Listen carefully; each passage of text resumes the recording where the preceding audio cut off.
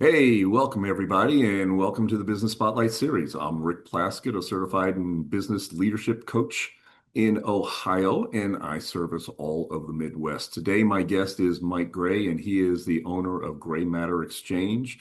His company is that specialty that comes in and helps other businesses with their shipping costs when they have to ship through the major carriers, FedEx and UPS.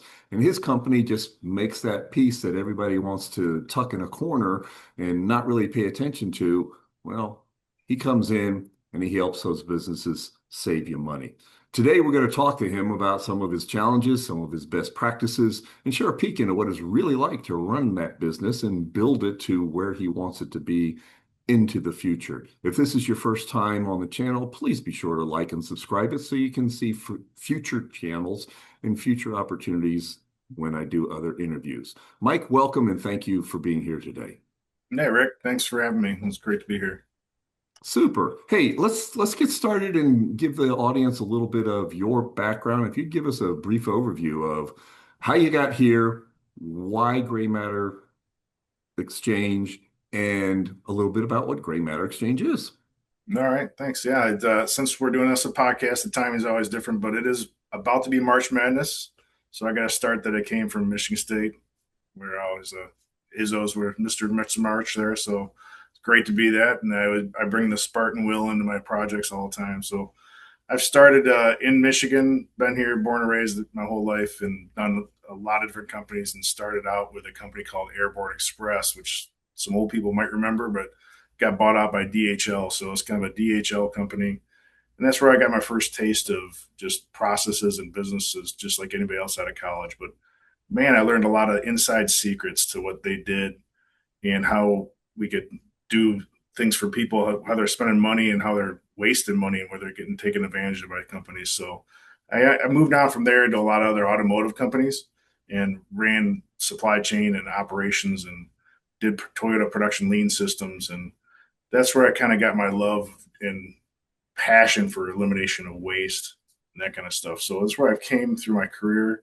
And I realized I could help more companies by being an intermediate and help them bring my experiences to them and bring Gray Matter into their world and help them save money and save headaches from their hassles. And people just, I went through the process of trying to negotiate with suppliers, and you sit there and you're supposed to, your boss tells you to negotiate something and you think you have to know everything about it and you have no idea about this commodity. So there's experts out there that know specifics.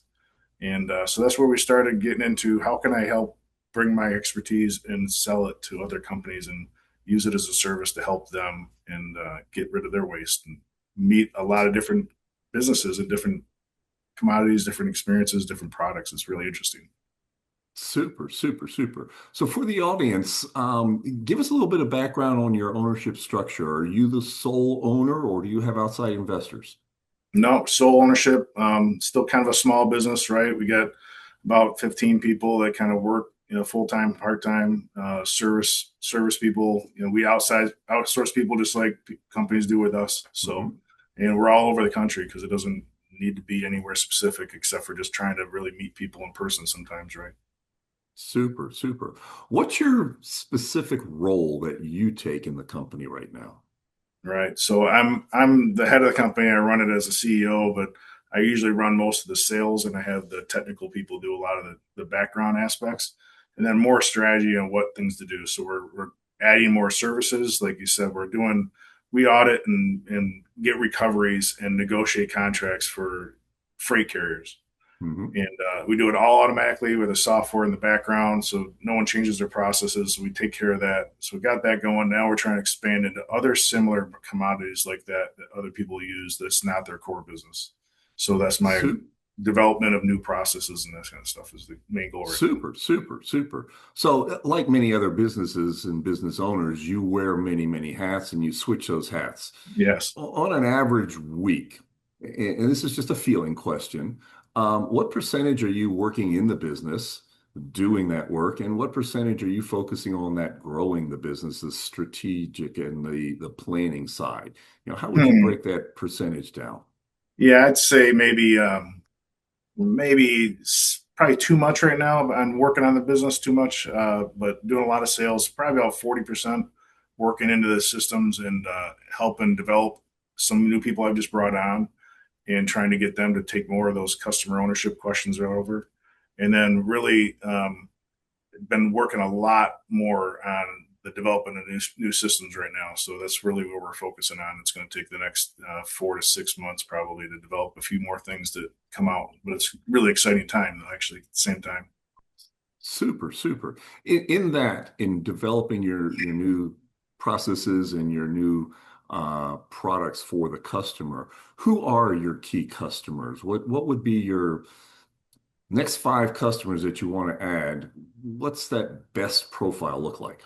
Right. I mean, anybody who uses FedEx or UPS, but most of those people only use other services. So it could be someone who uses a lot of telecom or a lot of shipping or a lot of trash management. But ideally, our customers have been best. The best ones are used that have their core business is actually shipping. It's a lot of cost there, but they don't have experience and they're smaller, so they don't have the expertise to really negotiate it.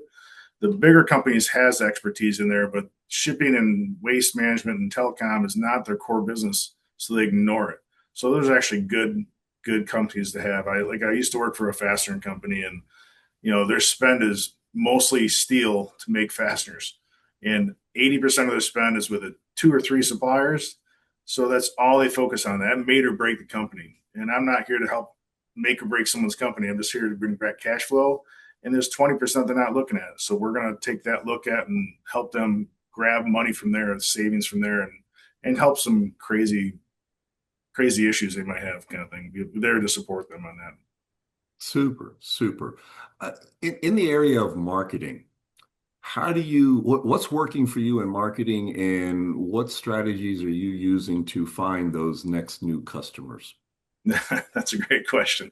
It's been a challenge. I tell you, I'm not a salesperson. I came from lean. I'm an operations and waste elimination person, and I'm kind of glad that I'm not a salesperson. I'm more of just relating, and I can come to them. So my process has been trade shows, in-person meetings, some cold calling. Still, everybody says it's the worst thing in the world, but I think it's actually still helps and works. But usually with a referral, it really gets some referrals out there and get those kind of people. So we're actually calling people and meeting them in different events, and doing what helps the best is trade shows and just different activities that help meet people in person is the best thing. The online text and that kind of stuff, LinkedIn just doesn't work that well in our Hmm. field. Hmm. In that area, since you said you're the chief sales and chief marketing officer right now, scale of 1 to 10, how would you rate your effectiveness, your value?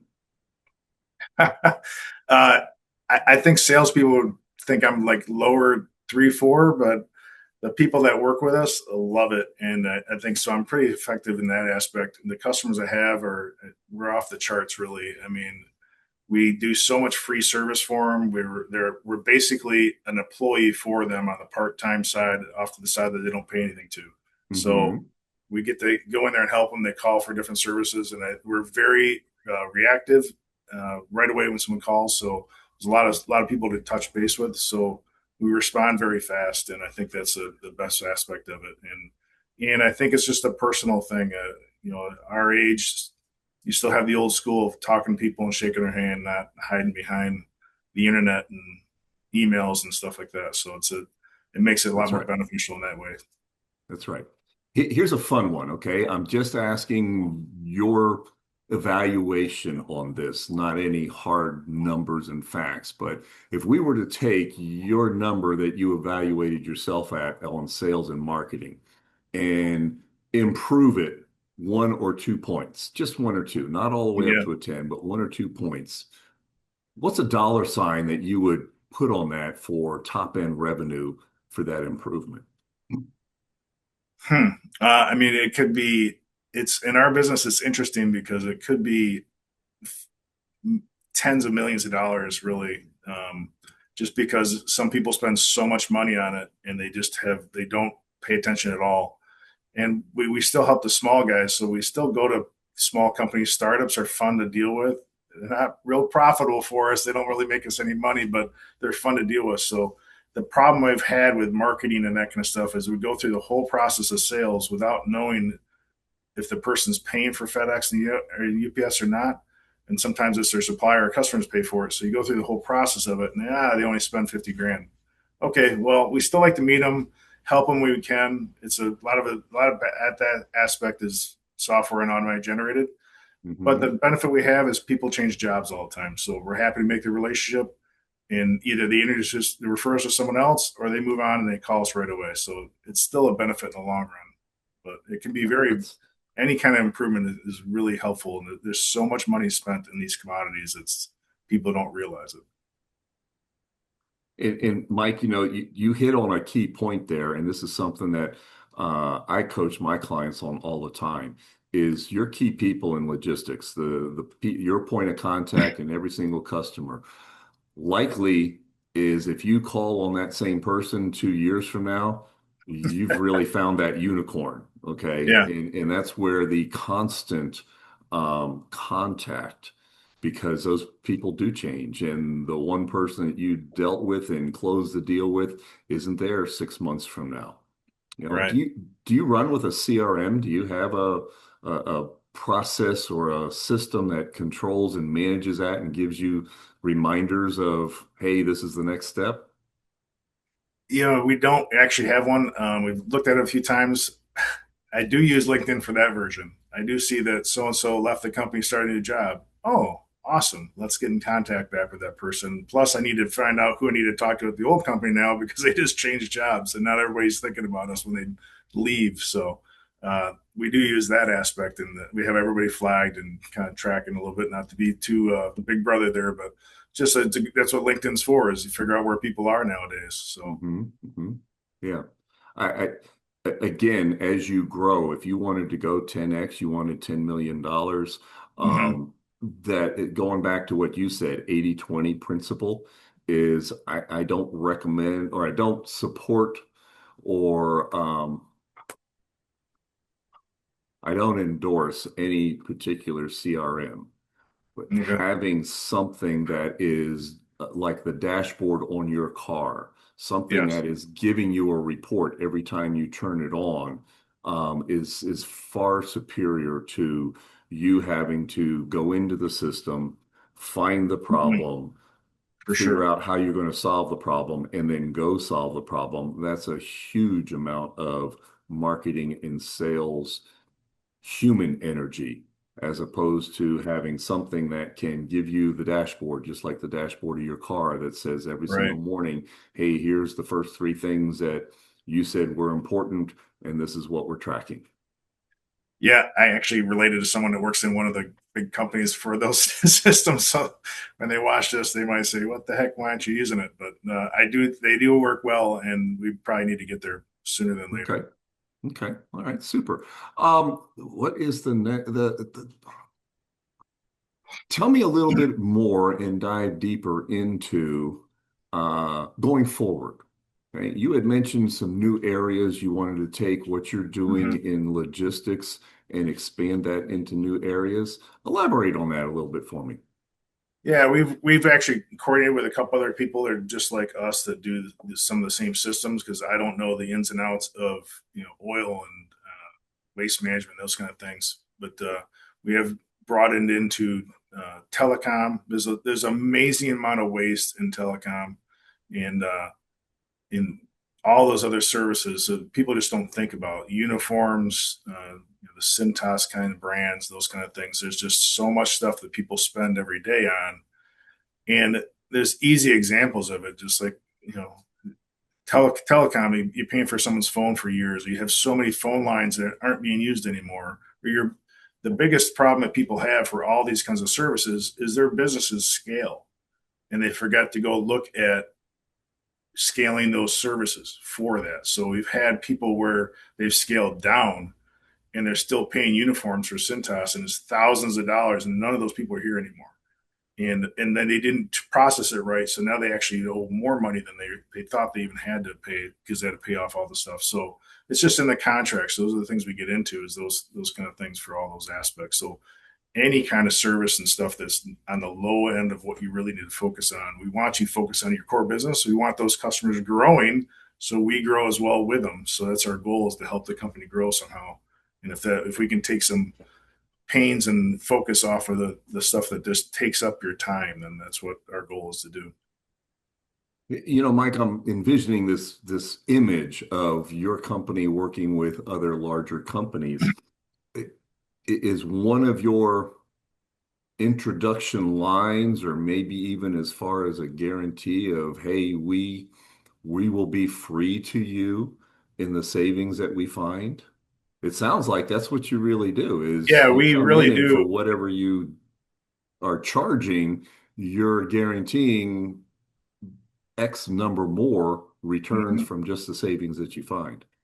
Correct. And we provide a lot of services just for education. And part of the name Gray Matter Exchange is to exchange ideas. We want to learn from the customers, and we want to take those experiences and share them with other people. And we only do a share of the savings for almost everything. There's a few projects people have us do, and they just pay us to do a project or do something special. Um, but we really do mostly just a share of the savings. So whatever we save, we only get a percentage of that, and it's after the money is in their account. So it creates cash flow because they get the money back today, or they avoided paying it in the first place. And then we Hmm. have a payment term. So you're not paying us with money until our payment terms with you. So it's cash flow for you too as well. So on top of lowering your cost of goods sold, you're actually increasing your cash flows at the same time. So it's a good mix. I mean, Mike, I'm hearing and I'm envisioning when people agree to work with you, you're really a free resource. I mean, yes, they still have to stroke a Right. check, but they're stroking a check off of money that would have vaporized for them anyhow. Correct. And when they stroke you a check, they're stroking themselves a check. Yeah, it's a Wow. no risk opportunity because there's no other fees. You're not getting hit with fees all the time every month. It's kind of like your CPA. I mean, you can either pay the $10,000 thing that you did in your own Excel spreadsheet, or go see a CPA and say, hey, they're actually going to pay you $5,000 back, and you just have to pay me X dollars of that 5,000. So, wow, what a great benefit to have someone do your taxes for you. I've done that myself. Awesome. Screwed up my taxes and went and saw someone else. It was a huge swing. It's like, wow, what a relief, Uh-huh. right? Yes, it was. Super, super, super. Hey, where do you want the company to go 3 to 5 years from now? And more importantly, where do you personally see yourself 3 to 5 years from now? Yeah, so growing the employees and that kind of aspects, so there's a bigger breadth of people benefiting from the same aspects. A lot of people can do it part time and trying to get out of jobs or get extra income. So it's really helpful. It's great to see and grow people. If you've had employees before you, it's really nice to see that you can help somebody's family out, and there's multiple families. But also getting more into the AI and more automatic systems so we can actually grow the business faster every day and have more of the systems been done automatic. I mean, I'm a big believer in automatic processes. I mean, lean work where standard work is going to taking place and things happen automatically, so you can focus on the bigger aspects. And maybe I'll get on the golf course a little more, or the pickleball court a few more times. It'd always be helpful. Super. That's always fun. Yeah, yeah, that's always a good thing to do. That's a, I have heard long ago that those people that work with their minds need to relax with their physical Mm-hmm. bodies, and those people that work with their physical bodies need to relax with their minds. So yes, getting out and doing something physical is definitely pays forward to yourself as you continue to move forward. I have a Right. question for you looking into the future. What's your mindset around goal setting? And let me give you an idea. There's many people that I've talked to that is almost a four-letter word. Okay, Mm-hmm. they're afraid of not hitting the goal, so they limit themselves. They know that they can get to two, and so they're going to. That's their goal is two. Right. If you know that, then my interpretation is put that on the to-do list and just do it. A good goal is, I don't know how to get to six. Yeah, I think I've struggled with this as much as anybody else has. You get too many things going on, and you have to relate back to what the value is of this uh, goal you're setting or the task you're putting out there. Is this going to make you $10 more a month or $1,000 more a month? I mean, so why am I working on the one that's smaller? Mhm. But then we always kind of work on also just progress over perfection. I mean, it's kind of funny to say that because our task and our sort resource we give to companies is almost perfection all the time, right? No one's perfect all the time, but it's a very strict process that's driven on standard work. But anything else as far as progressing the company and stuff is you want to make progress. And if you worry about perfection, you're never going to get anything done. So sometimes it's great to get 80% done of a project. And hey, we added 3 services instead of 6. Great. The business grew, everything's going well, and that's kind of stuff. So that's really some of the aspects of that. So it's just you got to reevaluate, and like you said, taking time away from stuff is you have to sit back and reflect and reevaluate quarterly. And we have meetings with I have a couple different friends that we have their own businesses as well, and we do basically our own board of directors kind of thing, and we talk to each Mhm. other and say, what are you doing, what's working, what's not, and we help each other reevaluate our state of the business kind of thing. Awesome. Awesome. In your company, do you have junior leaders that you're developing to take over and help you reduce that amount of time that you're working in the business? Yeah, that's been one of the biggest goals lately is adding a few people on and training them to do certain things that are different tasks that they can do that I can grow on the bigger aspects. And I have a couple kids in college right now, and I'm hoping they might want to help, but I don't want to push it on them. They got their own dreams and they're totally different uh, businesses than what I work in now. So and I think it's great that they're going to do that. They're going to go on their own path. So it's best to have people who want to do this kind of thing and are excited about it. And it's been fun.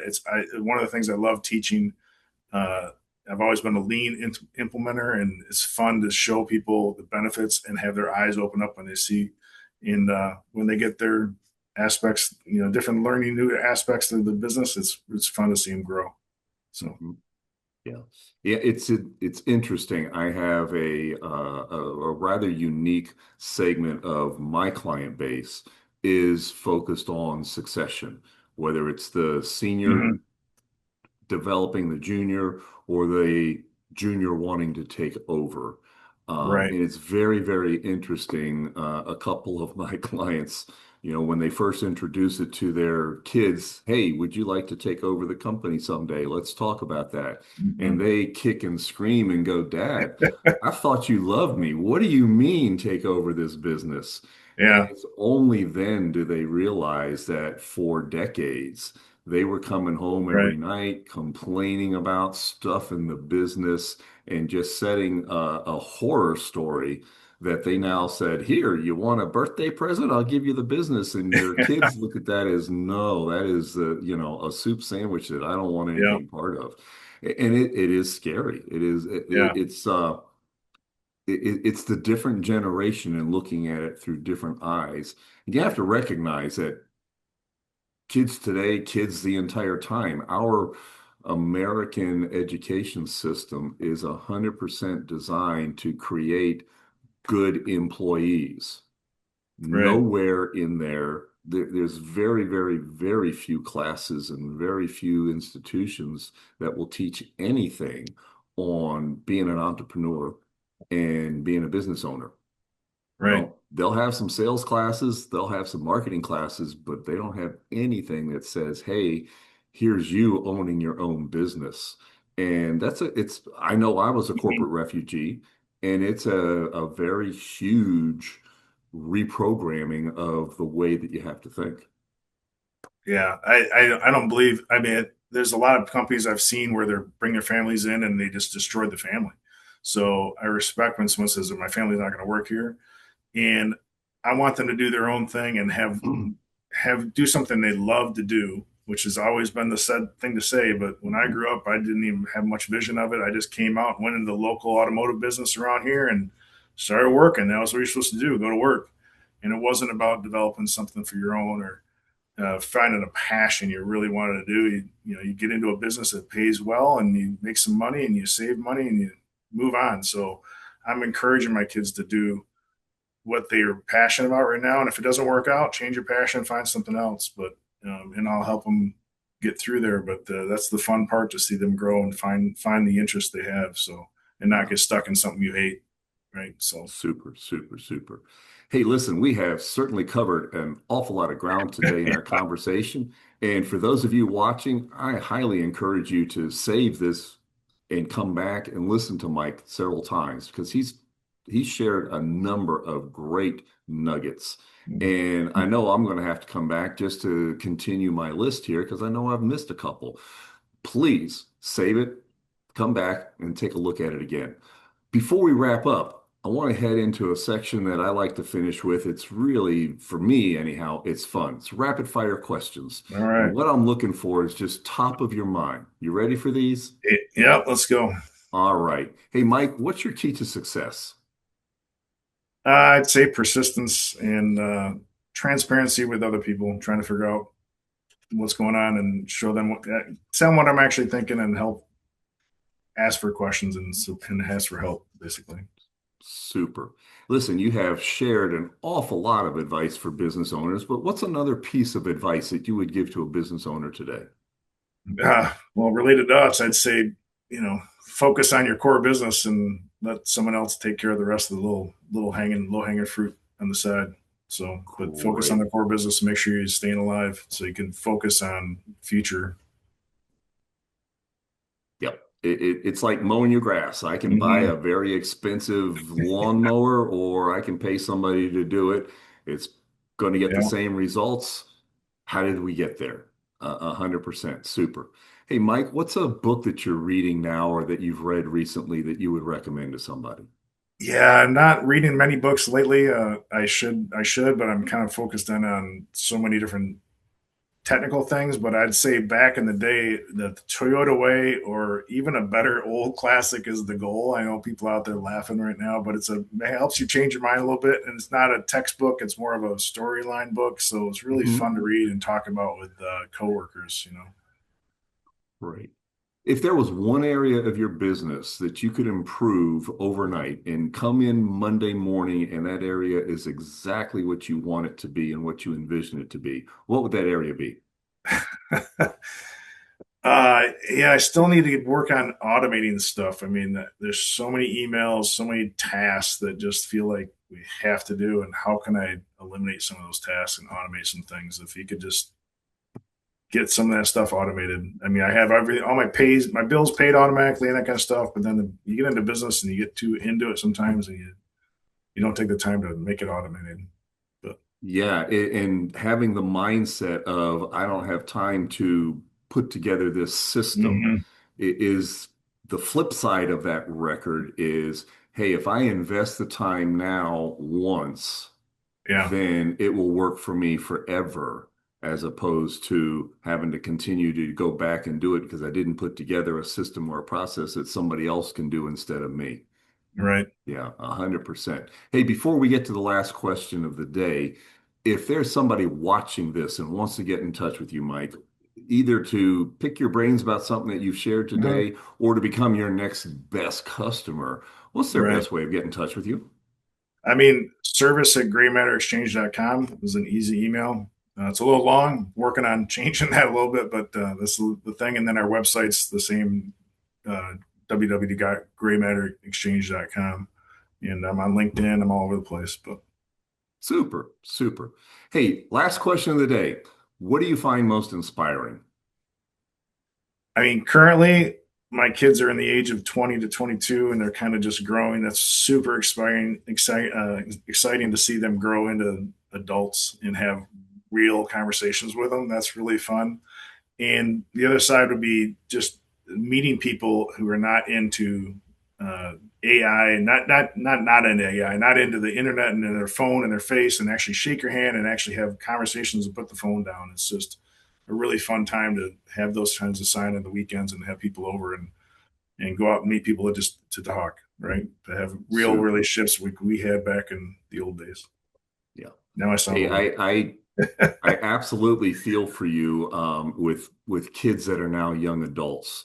That was probably the most relieving time of my life is moving from that old guy that didn't know what he was Mm-hmm. talking about to the guy Yeah. that at least has a little bit of, huh, maybe he was right. And it was so Yeah. refreshing to watch my son grow into that level. So, It's amazing how much you learned when they went from 18 to 24, that you learned a lot somehow. That's good, yeah. right? Yeah, it's life starts to hit you and you don't have the protection of school anymore. Yeah. Yeah. Yeah. Thank you so much for joining us Yep. today and sharing your journey. And to you, the audience, thank you for watching this. I know I was inspired, and I'm definitely going to go back and listen to Mike several more times because I know I missed a couple of those nuggets. Folks, make it a great day and bye for now. Thanks.